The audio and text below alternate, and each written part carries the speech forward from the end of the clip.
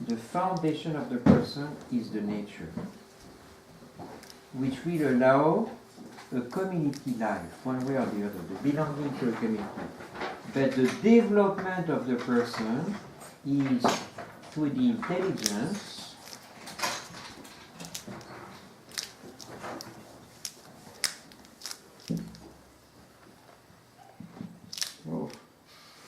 anyway, you can read intelligence at the service of love.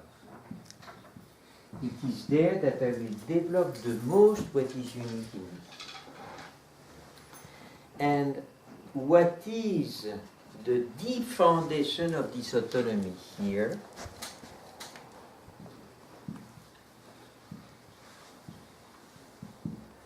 My unique existence. And therefore, unless I try to look at the human person at the level of its existence, and therefore in metaphysics, I do not touch yet what is unique. Your existence is unique. My existence is unique. We can have the same friends, we can have the same work, we can have the same ideas, we cannot exchange our existence. That's what is most unique in us, which is going to manifest itself in its uniqueness, in my intelligence, in my love, in my capacity to choose.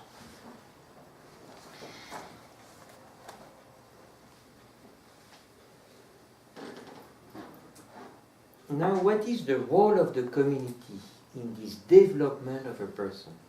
Because I told you, it is obvious that we have not, normally, we don't live a life alone or alone with a friend. Okay, we develop a friendship, but we belong to a family. That was the first community in which we belonged. We belong to different communities, the community of the parish, we belong to a school, we belong to a community where we work together. We in fact belong to many communities. What is the relationship between the good of the person, what is good for me as a person, which is to mature in love,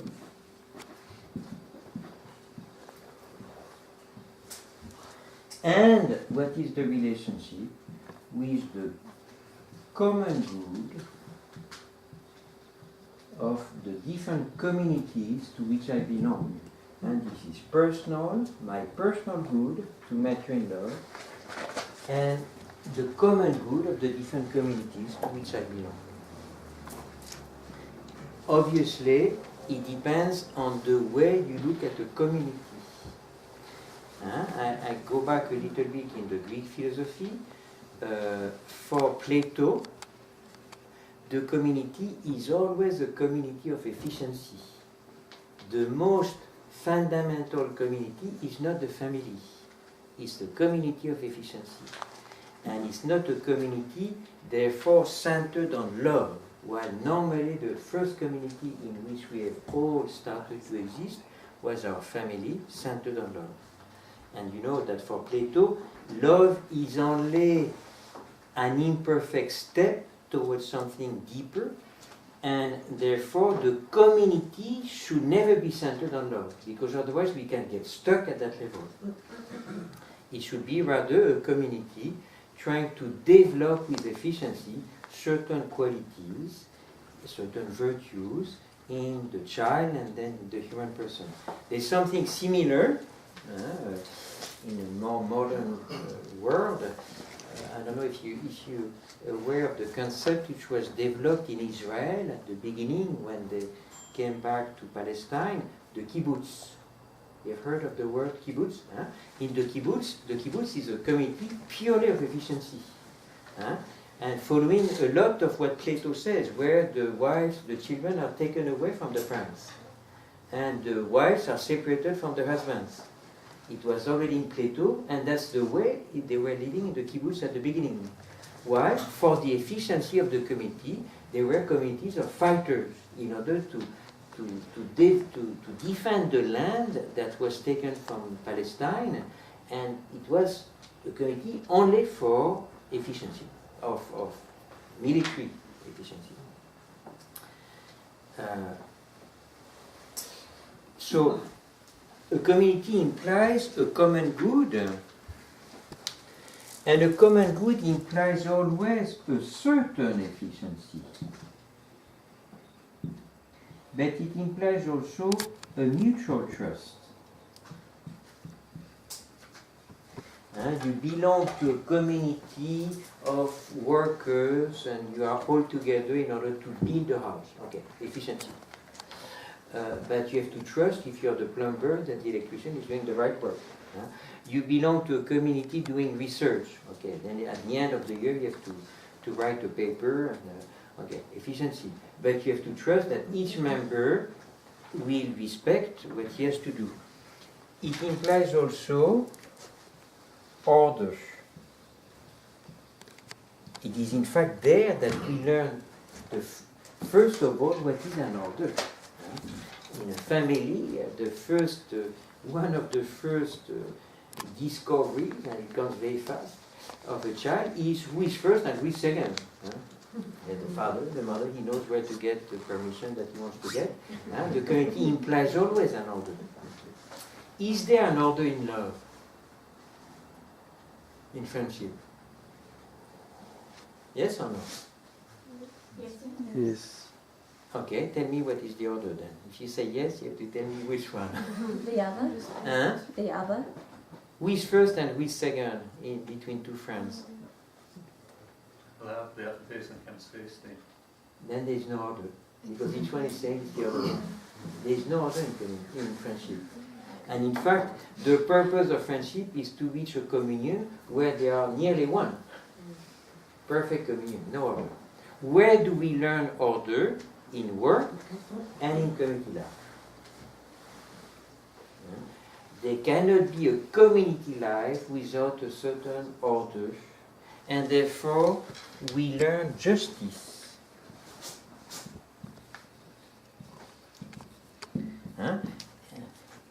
When Charlotte was speaking of community life in CDC, we have to learn justice quickly. Who is supposed to do the dishwashing and who is supposed to do the cleaning. Okay, and if the dishwashing is not done, then okay, there's no dinner. So we learn very quickly that community life implies an order and justice. Is justice important in friendship? Yes, because we have to learn how to respect the other one. But is love based on justice? No. Love, in fact, as love is constantly ready to forgive. And therefore, if we don't learn justice, we might very quickly lack respect in friendship. That's why for the Greeks, mercy was not a virtue, because it implied a lack of justice. And therefore, mercy was only for weak women who are not capable, who don't have the strength to demand justice, and therefore to respect an order. So, love demands justice. You have to respect the other one. You have to respect your friend, but always goes beyond justice. Otherwise, it's horrible. And when you measure what you give to your friend according to justice, it means you don't love him. Okay? And love, again, in friendship, implies that we're always ready to forgive. And to forgive in an unconditional way. You don't say, I forgive you, if you don't do it again. That's justice again. And that's not really love. So, love and friendship, which are so essential for the development of a mature human person, will demand that we develop love, which implies mercy, and justice. We have to develop together mercy and justice in order to develop our personality. Justice will demand that we have an intelligence capable to recognize an order, and mercy demands that we have a heart alive in love.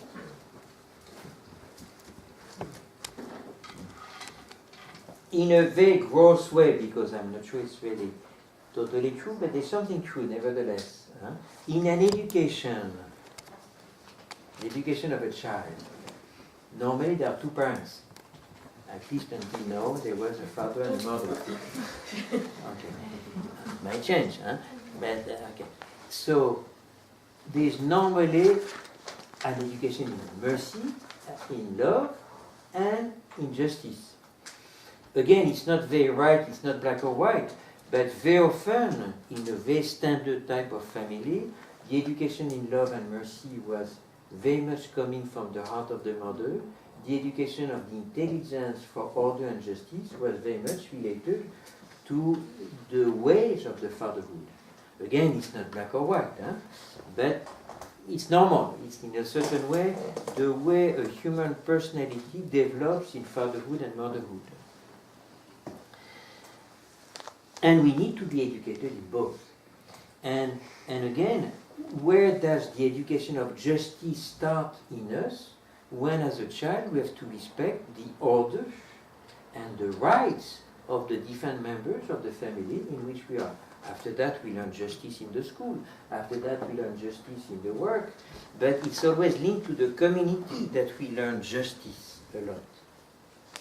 In friendship again, we know that we have to learn how to respect. That's definitely an element of justice. But we are constantly ready to go beyond justice in a certain way, to forget about justice in order to be able to give more love and more mercy. So yes, the community can serve the development of a human person, but can also hinder. It all depends on the type of community in which we are. If we are in a community centered essentially on efficiency, and therefore centered essentially on justice and order, we run the risk of developing a type of personality very centered on justice and order. And it will not help us develop the other part of us, which demands to be the heart, love, and mercy. You see that sometimes. I mean, you see that very much in the modern world. Huh?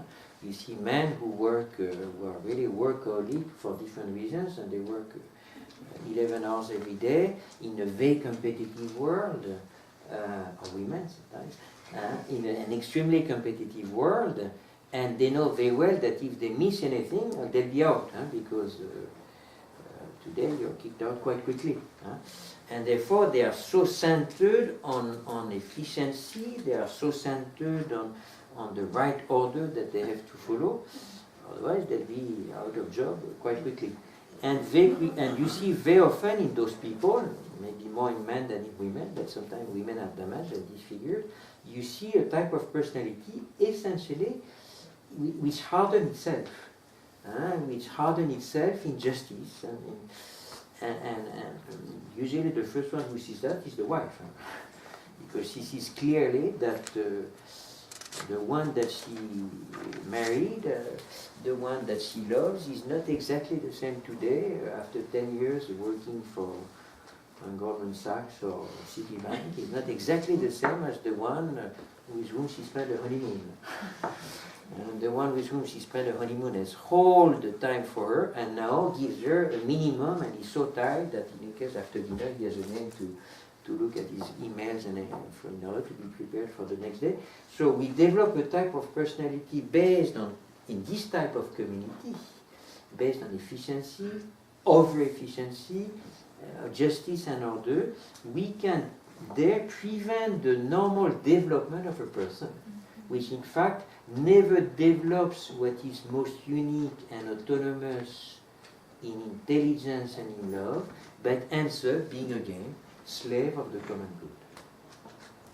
There is another type of community, obviously, which is much more centered on love and on mercy than on efficiency.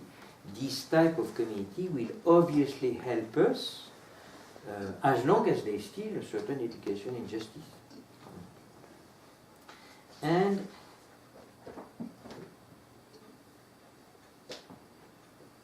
I would say that the general culture in which we are, so that's really the large community, It's not anymore the community of the work, but the culture in which we live. The modern culture is definitely a culture of efficiency, and therefore it's a culture which is not at all at the level of mercy.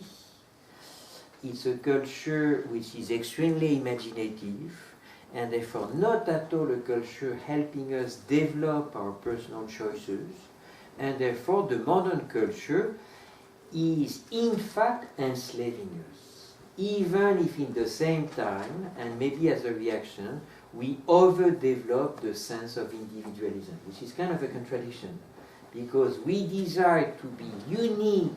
Let me, do whatever I want. Let me think whatever I want. The truth is only for me. Your truth is not my truth. An extreme individualism, and in fact, it's a dream because we are totally enslaved. We are totally part of a system which, because of the imagination and because of the efficiency, in fact prevents us from being really unique as a human person. And the individualism that we end up trying to develop is essentially psychological and therefore artistic in a certain way. Now, where should we find the best community? Because after all, if there is one, we should be part of it. Therefore, the type of community which will educate us in justice, in order, and be totally there to help us blossom out as a person in an intelligent choice of love. Some families... The seminary. Yeah, but at the end of the seminary, you are not supposed to get married. Yes, normally it should be the church. It should be the church because it should be the church which helps us discover and educates us in the right order wanted by God, an order of wisdom, first of all. And it's also the community which normally educates us the most in mercy. So it educates us in the same time at the level of wisdom. I discover through my faith what is the intention of God, and therefore I better understand with my intelligence how to cooperate to the order wanted by God. But in the same time, the church is not there to be a policeman in case I bring a disorder when compared with what God intended to do, but is always there educating me and ready to give me mercy. So normally it should be the church. And indeed, if you travel a little bit, you see that the Christian culture, which doesn't exist anymore, I guess, but when it was there, or at least the offshoots of Christian cultures, was always a culture of mercy. When you go in a country which is not rooted in a Christian culture, when you go to Japan, when you go to India, when you go to China, and so on, you don't find a culture of mercy. You find a culture of justice. And the Christian culture, which again doesn't exist anymore. I think that unfortunately it is lost. There are still communities which are Christians, but as a culture it doesn't exist anymore. Maybe the only left, in my opinion, might be the Philippines. But I think that's the only one which is left as a culture, Christian culture. But a Christian culture is there normally. It's going to be the type of community, let's say the church with, in the broad sense, which is going to develop the most in me, the intelligence trying to find the right order for action, and the heart constantly ready to go beyond this order in order to reach out in love and in mercy.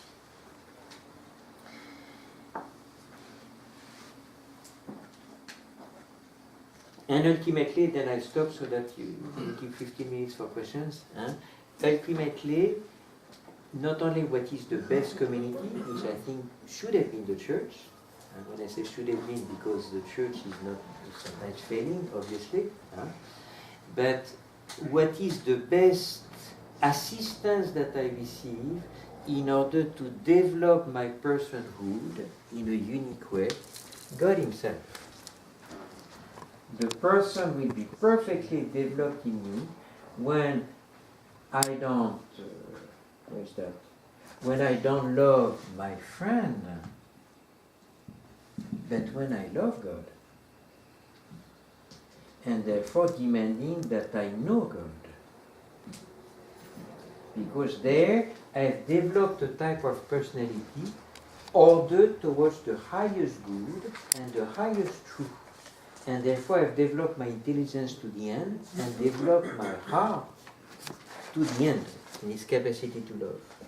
And of course in Christianity, not only do we discover that by loving God and learning how to know Him, develop in me a contemplative personhood which is most unique, but in Christianity we discover that God Himself comes to do that in me.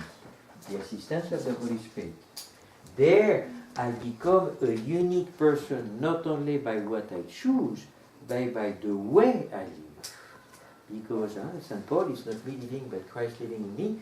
I have a totally new life, which is the life of God taking possession of me, each one of us in a unique way, in order to live in a perfect and unique way of this new love, what is called charity, and of this new knowledge of God. So, yes, what is the best community allowing us to blossom out the most? The church. It should be the church. I'm not saying that it is always the church in history, but it should be the church. Because it's a community not only giving me the order of wisdom wanted by God, educating me in love and in mercy, and it is the community where I can best receive the assistance of God Himself, coming to uplift me